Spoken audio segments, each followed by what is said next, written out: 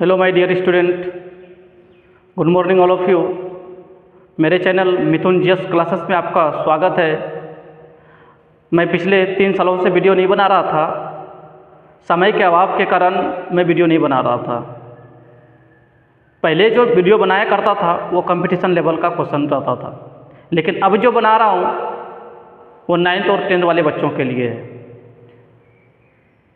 मेरा एम यही है कि एक टाइम ऑनलाइन पढ़ाएं, एक टाइम ऑफलाइन पढ़ाएं। इसमें बच्चे में थोड़ा बहुत और निखार आएगा।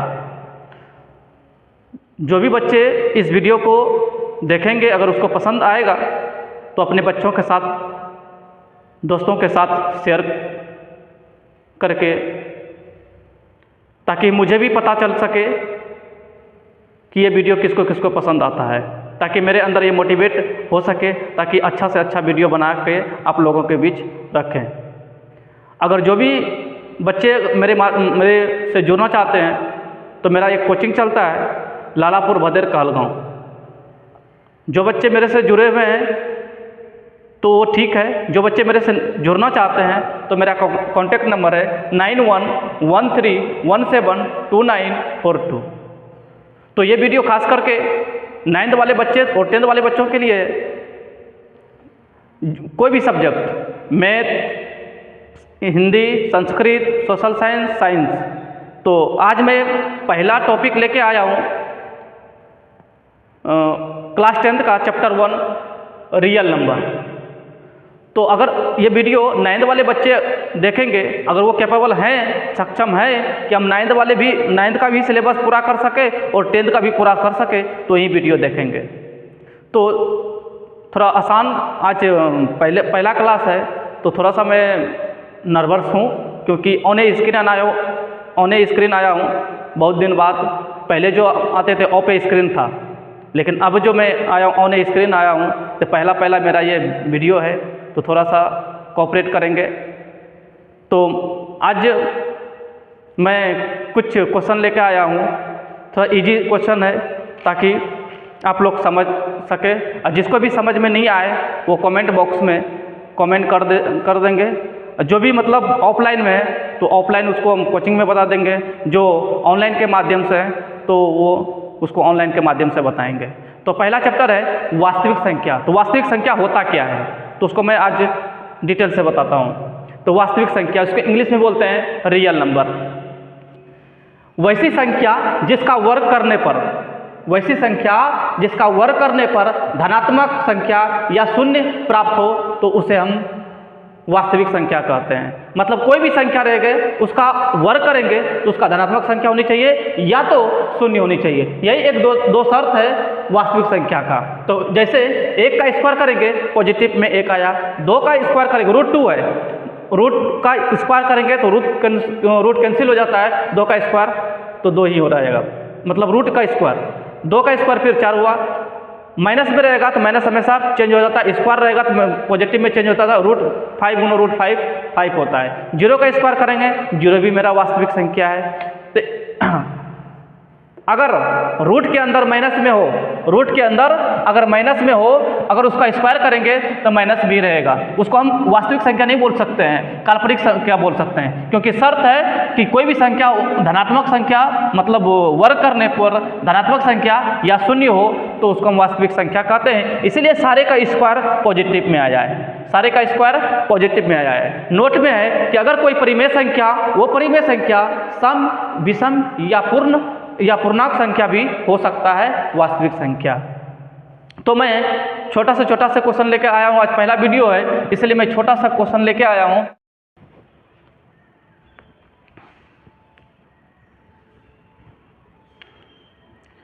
सबसे पहला क्वेश्चन है कि 45 और 60 का मोसो क्या होगा।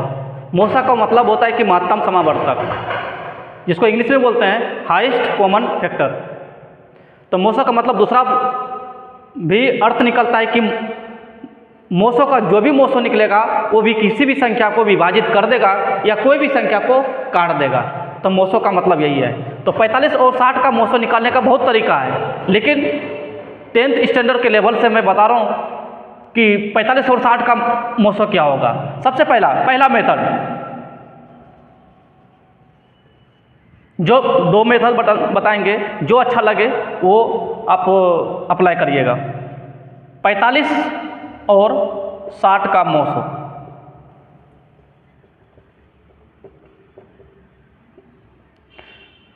तो सबसे छोटी संख्या 45 है, सबसे बड़ी संख्या 60 है, तो इसको 45 से हम 60 में भाग देते हैं। तो 45 एक बार में लगेगा, क्योंकि 60 से कम होनी चाहिए, तो एक बार में लग गया 45। तो 10 में 5 गया 5, यहाँ बचा 1 नहीं लगा, पूरी कटना चाहिए, तो ही हम उसका स्टेप बोल सकते हैं कि स्टेप मेरा है। 45 यहाँ आ गया 3 बार में, तो इस जगह जो भी आता है वो मेरा मोसो होता है।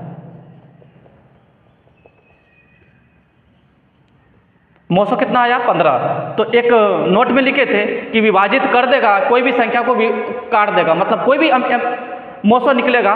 और अगर ये दोनों को सक्षम है विभाजित करने में, तभी मेरा मोसो वो निकलेगा। वेरीफाई करने के लिए अगर 15 से डिवाइड करेंगे 45 में तो कट जाएगा, 15 से 60 में डिवाइड करेंगे वो भी कट जाएगा। तो मेरा आंसर मोसो कितना आया?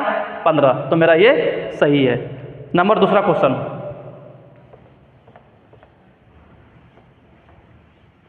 अगर वीडियो में कहीं दिक्कत हो तो वो वीडियो को पॉज करके पीछे करके भी देख सकते हैं, और वीडियो रोक करके आप लिख भी सकते हैं। नंबर दूसरा, 5, 15 और 20 का मोसो क्या होगा?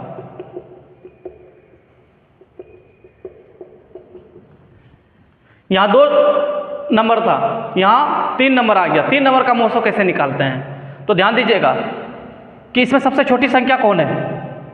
सबसे छोटी संख्या मेरा 5 है। सबसे बड़ी संख्या कौन है? 20 है। ये दोनों में आपस में डिवाइड कर देंगे तो मुझे पता चलेगा कि मोसो कितना आएगा। तो 5 को डिवाइड करने के बाद 5 को 4 बार पढ़ने पर 20 आता है। तो पूरी कट गया, तो मेरा मोसो कितना आया? 5। तो मेरा शर्त यह है कि जो भी मेरा मोसो निकलेगा वो तीनों को डिवाइड करना चाहिए। 5 मेरा एक बार में आता है, 5, 15 3 बार में आता है, 5 में 20 4 बार में आता है। इसका मतलब मेरा ये मोसो सही है।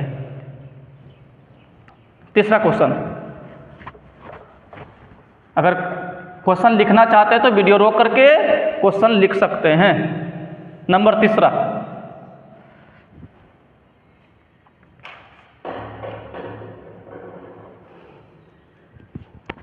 6 और 8,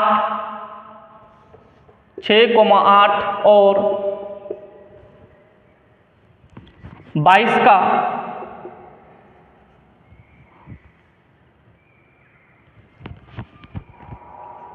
लोसो और मोसो का अनुपात क्या होगा?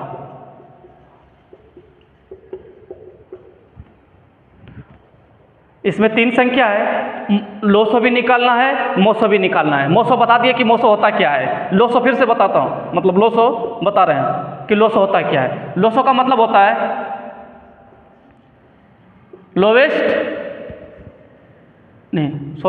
Least common multiply. इसका मतलब होता है कि कोई भी संख्या से विभाजित हो जाना चाहिए। अगर इसका 6, 8, 22 का जो भी लोसो निकलेगा 6 से डिवाइड हो जाना चाहिए, 8 से डिवाइड हो जाना चाहिए, 22 से डिवाइड हो जाना चाहिए, तो वही मेरा लोसो कहलाएगा। इसलिए लिखा हुआ है लीस्ट कॉमन फैक्टर। तो हम इसका लोसो निकालते हैं। लोसो और मोसो निकाल के अनुपात में बांटना है, अनुपात में लिखना है। अनुपात में लिखेंगे कैसे? चलिए, 6 सबसे पहली संख्या 6 है, तो 6 का हम फैक्टर करेंगे कि 2 से, सबसे पहले 2 से, तो 3 बार में आ जाता है। 3 एकम 3। फिर दूसरी संख्या है 8, 2 में 8 4 बार में आता है, फिर 2 बार में आता है, 2 4 2 बार में, और 2 एकम 2। फिर 22 2 बार में 11, 11 एकम 11। तो 6 का कॉमन फैक्टर क्या होगा? 2 × 3। 8 का कॉमन फैक्टर क्या हुआ? 2 × 2 × 2 और 22 का कॉमन फैक्टर हुआ 2 × 11। तो इसमें से मिलता, इसमें जो भी मिल रहा है उसको लिखेंगे। अगर 2 यहाँ है, इसमें भी 2 है, इसमें भी 2 है, तो इसका हम पावर में लिख सकते हैं। तो इसका पावर में तो 2 × 3 पर 2 × 3 मतलब 2 पर पावर 1 और 3 पर पावर 1। इसको हम लिख सकते हैं 2 पावर 3, इसको लिख सकते हैं 2 पावर 1, 11 पावर 1। तो इसमें मैक्सिमम संख्या कितनी है? 2 का पावर मैक्सिमम संख्या, मैक्सिमम पावर 3 है, तो 2 पावर 3 लिख सकते हैं। उसके बाद 3 है, उसके बाद 11 है। तो सारे को गुणा करने पर 2 का क्यूब 8 होता है, फिर 3, फिर 11, 8 3 24 और 24 गुना 11 264। तो 6 8 22 का एलसीएम कितना हुआ? 264। इसका फिर एचसीएफ ज्ञात करना है। एचसीएफ यानी कि मौसो। सबसे छोटी संख्या कितना है? 6। सबसे बड़ी संख्या कितना है? 22। तो हम पहले ही बताए थे कि मौसो निकालने के लिए सबसे छोटी संख्या और सबसे बड़ी संख्या से डिवाइड करेंगे। तो कितना बार में लग जाएगा? 3 बार में 18। तो 12 में 8 गया तो 4, ये कैंसिल हो गया, नहीं डिवाइड हुआ। फिर यहाँ चिन्ह देंगे भाग का, फिर इसके बाद 6 उतार देंगे। 4 एकम 4, एक बार में खाएगा, तो 6 में 4 गया 2, नहीं खाया तो यहाँ 4, तो 2 दूनी 4, तो पूरी कट गया। तो इसका मौसो कितना आया? 2। अब हमको बोल क्या रहा है निकालने के लिए कि का अनुपात क्या होगा? अनुपात का मतलब रेशियो निकालना है। किसका? लोसो और मोसो का रेशियो। ये रेशियो का चिन्ह है। लोसो कितना आया? 264। मोसो कितना है? 2। तो ये दूसरे के डिवाइड कर सकते हैं, 2 डिवाइड हो सकता है, 2 एकम 2, फिर 132 यानी कि 132 अनुपात इतना। ये हो गया मेरा लोसो और मोसो का रेशियो। अगर उतारना चाहते हैं तो वीडियो रोक करके इसको उतार सकते हैं अपने कॉपी पे।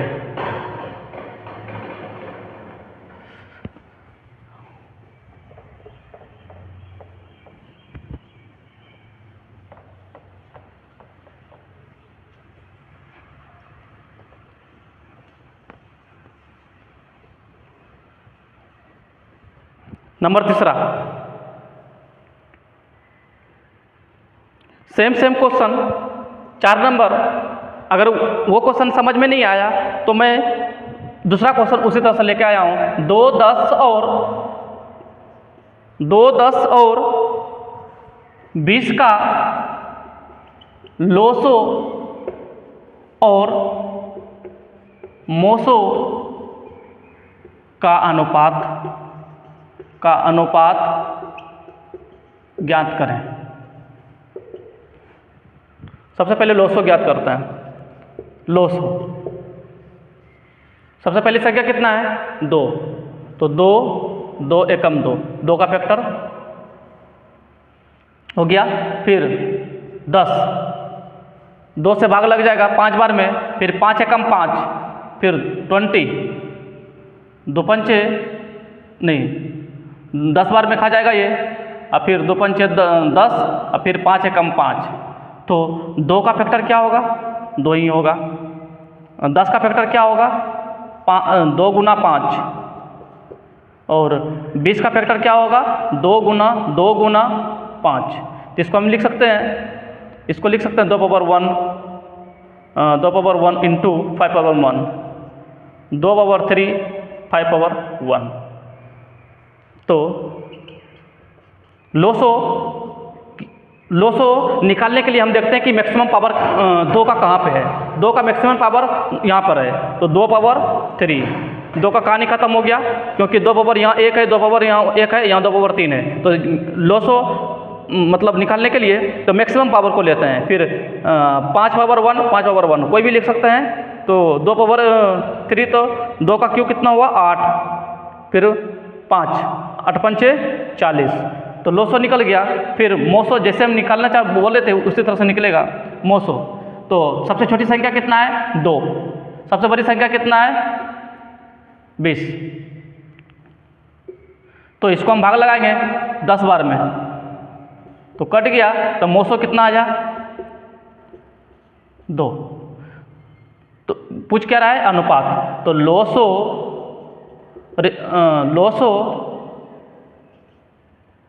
Ratio moso. तो लोसो कितना आया 40, मोसो कितना आया 2। इसको कटिंग कर देंगे तो 2 एकम 2 और फिर 20 दूनी 40, 20:1, 20:1।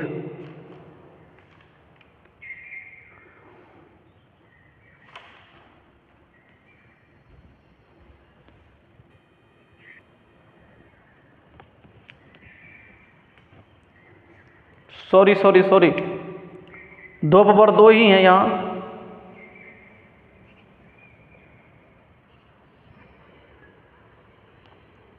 तो 2 का स्क्वायर 4 हुआ, तो 4 पंचे 20। तो यहाँ चेंज हो जाएगा, यहाँ 20:2, यानी कि 2 एकम 2, 10 दूनी 20, तो 10:1 आएगा। फिर से समझाते हैं कि 2 और 10 और 20 का लोसो और मोसो अनुपात ज्ञात करेंगे।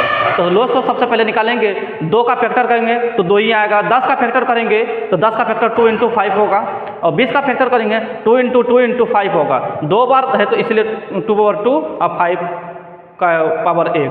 तो मैक्सिमम पावर देखेंगे, मैक्सिमम पावर कहाँ है, लोसो निकालने के लिए मैक्सिमम पावर देखते हैं कि 2 का पावर 2 है तो 2 पावर 2 लिखें। उसके बाद ये सब नहीं लिखेंगे कि मैक्सिमम पावर लिख लिए तो इसी के अंदर ये आ गया। तो 5 पावर यहाँ भी है 1, यहाँ पर कोई भी लिख सकते हैं। तो 2 पावर 2 का स्क्वायर 4 होता है, 2 का स्क्वायर 4 और 5 गुना मतलब 5 एकम 5, तो 4 पंचे 20 हो गया। तो मोसो निकालने के लिए तो हम एक ट्रिक बताएं कि सबसे छोटी संख्या और सबसे बड़ी संख्या में भाग देंगे। तो सबसे छोटी संख्या 2 है, सबसे बड़ी संख्या 20 है, 10 बार में कट गया। तो मोसो कितना आ गया 2। तो लोसो और अनुपात में क्या कर, इसलिए अनुपात मोसो। लोसो कितना है 20, अनुपात और मोसो 2, 2 एकम 2 और 10 दूनी 20, यानी कि 10:1 आंसर आया। अगला क्वेश्चन है 5वां नंबर।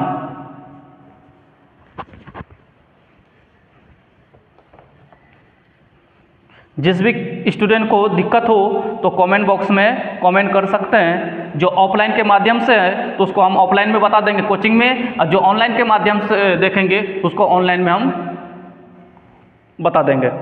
तो अगला क्वेश्चन है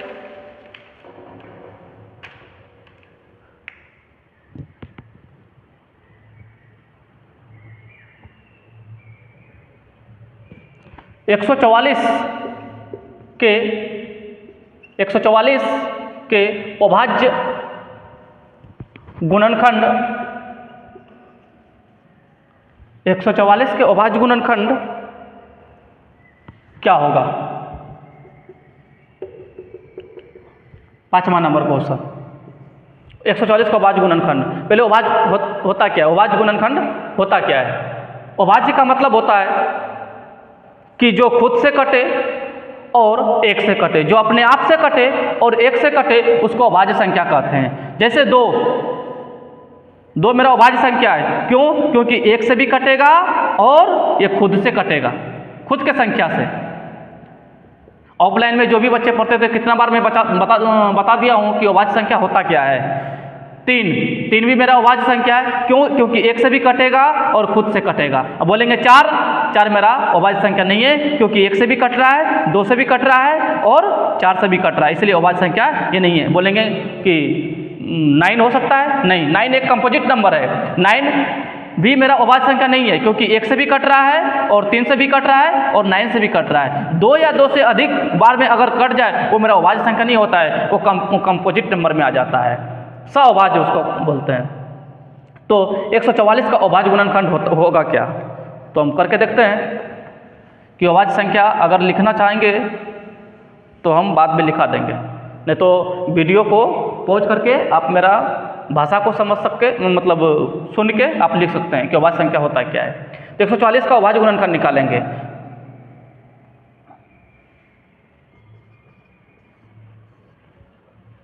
तो सबसे पहले 2 से इसका आधा कितना होगा 72, फिर इसका आधा कितना होगा 36, फिर आधा कितना 18, फिर इसका आधा 9, फिर इसका 2 से डिवाइड नहीं होगा, फिर 3 से डिवाइड होगा, 3 एकम 3। तो 2 कितने बार 1 2 3 4, तो 2 पर पावर 4 और 3 पर पावर 2, तो ये मेरा हो गया अभाज्य गुणनखंड।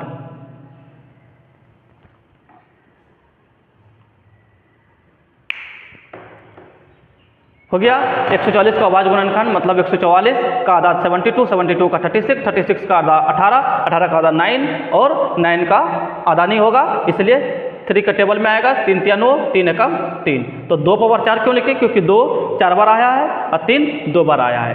सेम टू सेम क्वेश्चन है 6 नंबर कि 96 का अभाज्य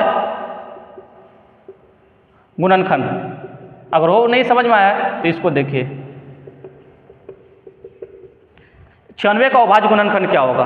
96 का अभाज्य गुणनखंड सेम टू सेम लिखेंगे, 2 से डिवाइड करेंगे कि कितने बार में आएगा 48 बार में, 48 दूनी 96 होता है, फिर 24 दूनी 48, फिर 2 से खाएगा 12 बार में, फिर 2 से 6 बार में, फिर 2 3 बार में, फिर 3 एकम 3, 1 2 3 4 5, यानी कि 2 पावर कितना होगा 5 और 3 पावर 1, ये मेरा आंसर हो गया। 96 का अभाज्य गुणनखंड और 144 का अभाज्य गुणनखंड। वीडियो पॉज करके कॉपी में लिख लें।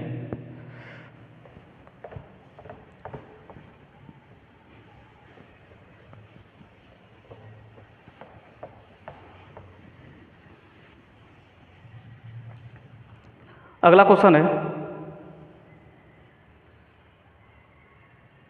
2 लगातार, 7वां नंबर, 2 लगातार संख्याओं का मोसो क्या होगा। 2 लगातार संख्याओं का मोसो क्या होगा। 2 लगातार, कोई भी संख्या लगातार होनी चाहिए। एग्जाम्पल में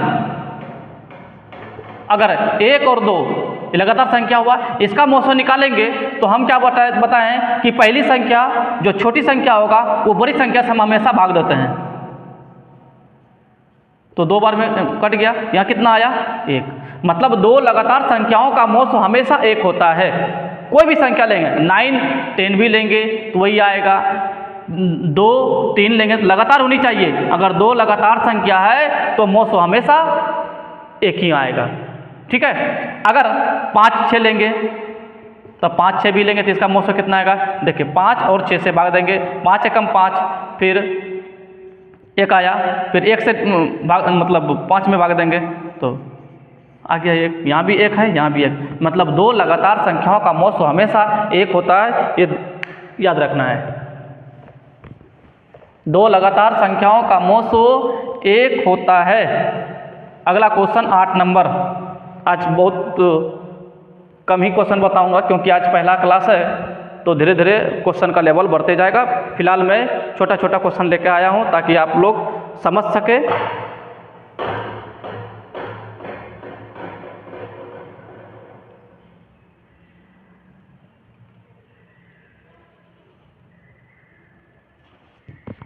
यदि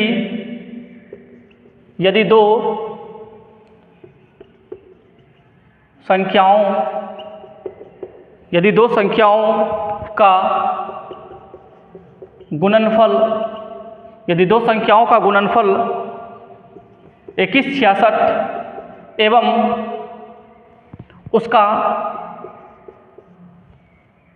मोसो 19 है, तो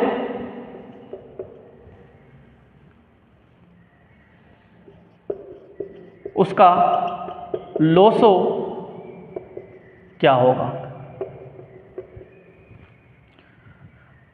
तो इस क्वेश्चन को देखते हैं। यदि दो संख्याओं का गुणनफल 2166 है एवं उसका मोसो 19 हो तो उसका लोसो क्या होगा। इसको बनाने के लिए एक फॉर्मूला है, पहली संख्या इंटू दूसरी संख्या बराबर एचसीएफ इंटू एलसीएम। यही एक फॉर्मूला है जो कि ये क्वेश्चन बन जाएगा। तो दो संख्याओं, तो पहली संख्या दूसरी संख्या, तो पहली संख्या और दूसरी संख्या का गुणनफल कितना है 2166। ये दोनों संख्याओं का मान दिया हुआ है और उसके बाद बराबर एचसीएफ कितना है 90, निकालना क्या है एलसीएम। इसलिए पहली संख्या दूसरी संख्या का गुणनफल दिया हुआ 2166, इसलिए हम 2166 लिखे हैं। एचसीएफ 19 है और एलसीएम हमको निकालना है। तो इस पार्ट को इधर लिख लेते हैं, इस पार्ट को उधर लिखते हैं। 19 इंटू एलसीएम बराबर 2166। एलसीएम निकालना हो तो एलसीएम बराबर 2166 लिखेंगे, लेकिन यहाँ मल्टीप्लाई में है तो रूल कहता है कि ये डिवाइड में हो जाएगा। यहाँ गुना में है तो डिवाइड में हो जाएगा, तो एलसीएम निकल जाएगा। तो दीजिए भाग कि 19 भागा 2166 एक बार में लगेगा। 11 में 9 गया, 2 यहाँ कैंसिल हो गया, फिर 6, फिर एक बार में लगेगा। 19 से 19 16 में 9 गया, 7 कैंसिल, फिर 6 उतर गया। तो कई बार में खाएगा 19 38 69 76 4 बार में। तो कितना बार में खा गया 4 बार में, तो हो गया एलसीएम 4। तो यदि दो संख्याओं का गुणनफल, दो संख्या दिया हुआ है बराबर एचसीएफ इंटू एलसीएम, ये फार्मूला है। इसी फार्मूला से अगर दो संख्या दिया रहे फिर एलसीएम दिया रहे तो हम एचसीएफ ज्ञात कर सकते हैं। लेकिन यहाँ मोसो दिया हुआ है यानी कि एचसीएफ दिया हुआ है तो हम एलसीएम ज्ञात कर सकते हैं। तो पहली संख्या और दूसरी संख्या का गुणनफल का मतलब गुना, 2166 दिया हुआ 2166 लिखे हैं, बराबर का चिन्ह लिखे हैं। एचसीएफ है 19, एचसीएफ मेरा यहाँ 19 है तो 19 लिखे हैं, मल्टीप्लाई एलसीएम। इस पार्ट को हम इधर लिखे, इस पार्ट को उधर लिखे। एलसीएम निकालना होता है, एलसीएम बराबर 2166, यहाँ मल्टीप्लाई है तो डिवाइड हो गया, 19 से भाग देंगे तो 4 हो गया। तो मेरा ये हो गया LCM. Same to same question दे रहे हैं 9 नंबर। अगर नहीं समझ में इसको आया तो दूसरी बार समझाते हैं। 9 नंबर क्वेश्चन है, मतलब डाटा चेंज कर देते हैं। दो संख्याओं का गुणनफल 86 70 और मोसो 17 है। तो इस क्वेश्चन को बनाते हैं। जैसे वो बनाए उसी तरह से ये बनेगा। यदि दो संख्याओं का गुणनफल 86 और 76 है, 86 और 70 सॉरी 86 70 बराबर एचसीएफ कितना है 17 है, एलसीएम कितना है कुछ नहीं, एलसीएम हमको निकालना है। इस पार्ट को हम इधर लिख देते हैं। एलसीएम बराबर 86 70, तो एलसीएम 86 70 बटे यहाँ गुना में तो भाग में हो जाएगा। तो इसको भाग देंगे 86 और 70 में,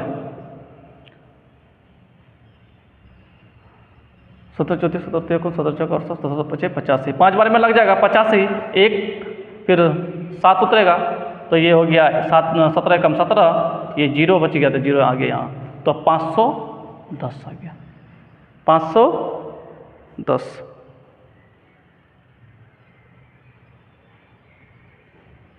एलसीएम कितना आया इसका 510। आज यहीं तक रखते हैं, अगले वीडियो में आप पूरा करेंगे। आज पहला वीडियो था इसलिए कम क्वेश्चन लेकर आए थे। अगले बार जो वीडियो बनाऊंगा ये अधूरा ही है, अभी वास्तविक संख्या में बहुत सा क्वेश्चन है, सब्जेक्टिव है, सिर्फ मैं ऑब्जेक्टिव ये लेके आया था और ऑब्जेक्टिव आगे भी लेके आएंगे। लगभग 40 से 50 क्वेश्चन अगर इस चैप्टर से पढ़ लेंगे तो 3 से 4 मार्क्स बोर्ड एग्जाम में आता है। तो धन्यवाद।